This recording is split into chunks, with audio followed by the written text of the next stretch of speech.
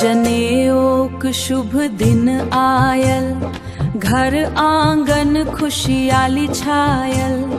बटुक बाबू आज बनल द्विज, बटुक बाबू आज बनल द्विज, सभक मन हर्षायल। जय जय बोलू मंगल गाबू, आयल शुभ संस्कार। वेद मंत्रक गूंज सुनू ने, पावन भेल परिवार।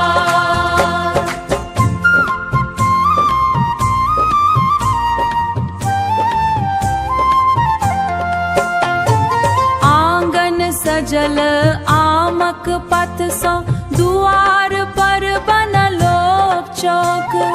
पंडित जी वेद मंत्र पढ़ैत छथि, गूंजी रहल अछि लोक।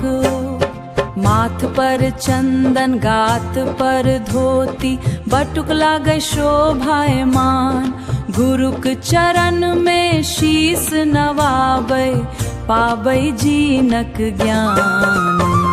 जय जय बोलू मंगल गाबू, आयल शुभ संस्कार। जनेऊ धरण क बटुक बढ़ल ले, धर्मक पावन द्वार।